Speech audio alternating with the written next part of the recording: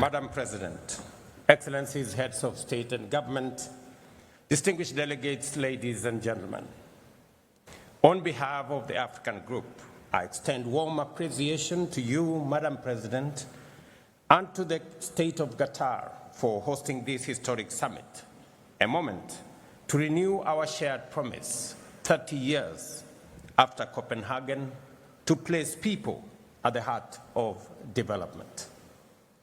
We associate ourselves fully with the statement delivered by the delegation of Iraq on behalf of the Group of 77 and China. Excellencies, 3 decades after the first World Summit on Social Development, the world can point to real progress in reducing poverty, improving food security, expanding education, health, and social protection.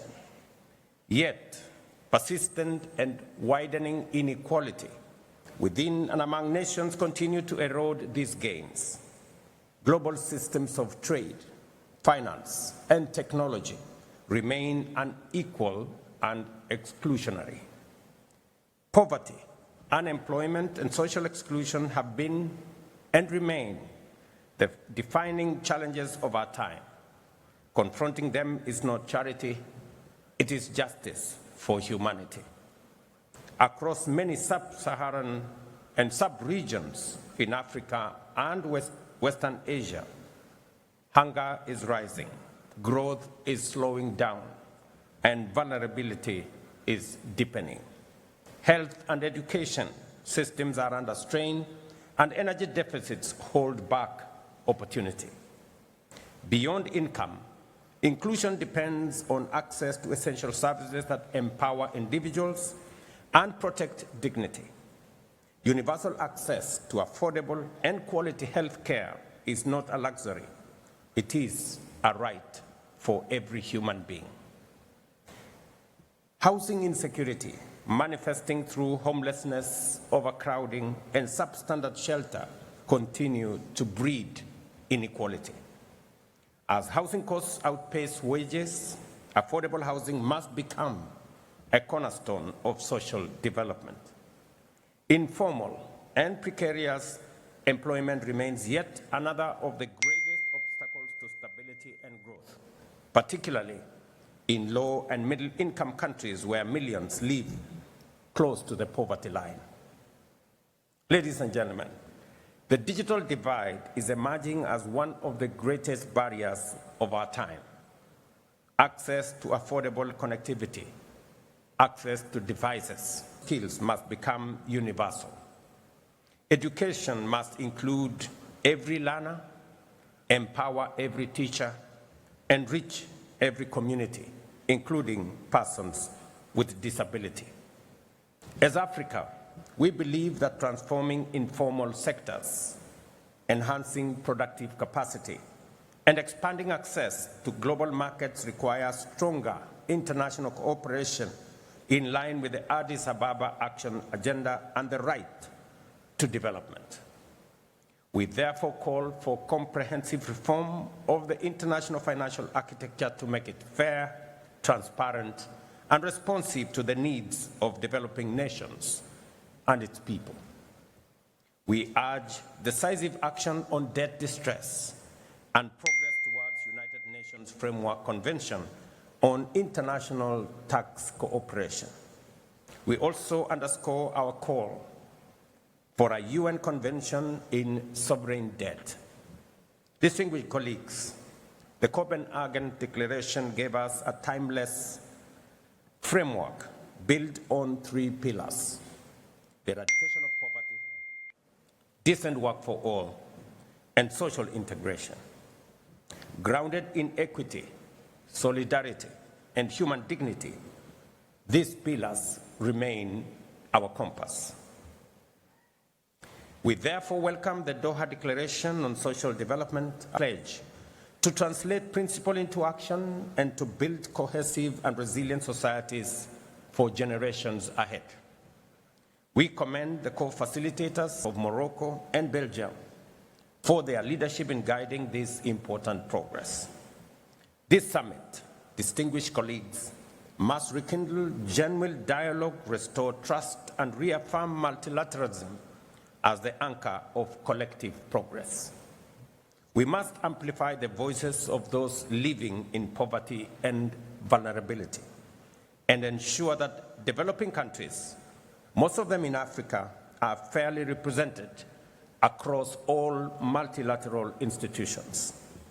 Accordingly, the African Group reiterates its demand for 2 permanent and 2 non-permanent seats for Africa on the UN Security Council with full rights and privileges. True social development cannot thrive without historical justice and equal representation. The African Union has declared 2025 the year of justice for Africans and the people of African descent through reparations. This is a defining step towards justice and healing for Africa and its diaspora, calling for accountability for the crimes of slavery, colonialization, apartheid, and exploitation that caused lasting human and environmental harm. We also reiterate the importance of the high-level General Assembly meeting in September 2026 to mark the 25th anniversary of the Durban Declaration and Program of Action and invite all partners to support its successful implementation within the second decade for people of African descent. Together, let us have a future that is inclusive, resilient, and just. A world free of hunger, poverty, disease, racism, and inequality. A world where prosperity is shared, the digital divide is bridged, and trust in multilateralism is renewed. I thank you. Madam President, having just addressed this assembly on behalf of the African Group, I now have the honor, with your kind indulgence, to deliver Kenya's national statement. In the years since Copenhagen, the world has made tremendous advances in science, technology, and innovation, transforming lives and transforming economies. Yet amid this progress, poverty, inequality, unemployment, and social exclusion persist, and in far too many places they have deepened. In Kenya, through our bottom-up economic transformation agenda, we have charted a deliberate roadmap to confront these challenges head-on, and I am proud to share a few of its key highlights. We recognize that education is the most powerful equalizer in society. That is why Kenya has fully transitioned to the competence-based education and training system that emphasizes practical skills, innovation, and lifelong learning. Equally, to make higher education equitable, we introduced a student-centered funding model that guarantees access to quality education for every learner, regardless of their social or economic background. In 3 years, we have hired 76,000 new teachers, a number that will reach 100,000 by January 2026, improving the teacher-to-learner ratio from 1 to 45 to 1 to 29, putting us on course to meet UNESCO's 1 to 25 benchmark by 2027. We have also rapidly expanded technical and vocational training institutions across the country, ensuring that learners gain market-ready skills aligned with the needs of industry and entrepreneurship. Beyond education, we're empowering citizens economically through initiatives like the Financial Inclusion Fund, popularly known as the Hustler Fund. To date, the fund has disbursed Kenya shillings 80 billion, an equivalent of US dollars 615 million, to 26 million Kenyans. It now accounts for more than 9.5 million repeat borrowers, including 5 million individuals who have successfully restored their creditworthiness through consistent repayment, enabling them not only to re-enter the formal credit market, but also access higher borrowing limits and better financial terms. At the same time, together with partners, we are launching programs such as the National Youth Opportunity Towards Advancement Project. Over the next 5 years, it will reach 1 million young Kenyans, training them in skills that are on demand, financing startups, and enabling access to government procurement opportunities. We are equally committed to protecting the most vulnerable members of our society, including the elderly, orphans, widows, and persons living with disability. Through our National Safety Net program, commonly known as Inua Jamii, what began as a modest monthly support to 500 households has now expanded to reach more than 1.7 million families across the country. Madam President, Excellencies, through the Affordable Housing Program, we are delivering much-needed shelter while at the same time creating jobs and fostering inclusion. Today, over 230,000 housing units are under construction nationwide, employing more than 340,000 Kenyans and expanding opportunities for local artisans and small businesses. We are also expanding pathways for labor mobility through bilateral agreements with partner countries, like here in this great country of Qatar, where over 70,000 Kenyan nationals are proudly working and earning a decent living and contributing to inclusion back at home. In just 3 years, over 400,000 Kenyans have secured jobs abroad, sending home remittances that support families and strengthen our economy. In the digital economy, nearly 2 million Kenyans have been trained in digital literacy, and over 300,000 young people have accessed digital jobs in e-commerce, business process outsourcing, and innovation hubs. Through reforms in health, ladies and gentlemen, the number of Kenyans with medical insurance has grown from 8 million in 2023 to 27.2 million today, ensuring that no one is denied health due to inability to pay. In summary, Excellencies, Kenya's experience affirms that people-centered policies deliver transformative results. Yet, in an interconnected world, national action alone cannot overcome global inequalities.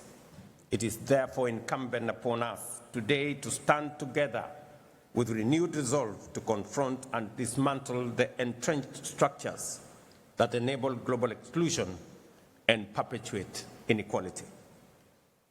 Regrettably, Madam President, I note that this Doha summit convenes at a time when global solidarity is in advancing social development has weakened considerably.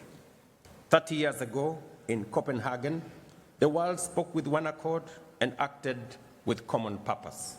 Today, however, that sense of shared conviction has significantly dimmed. Faced with new and complex crises, from climate shocks and conflict to unequal trade and debt distress, nations are too often divided by competing interests, inward-looking nationalism, and short-term calculations. We witnessed it in the inequitable distribution of COVID-19 vaccines, in the unmet pledges in the climate finance, and in global systems that privilege power over partnerships. The consensus that once bound us together in Copenhagen is fraying.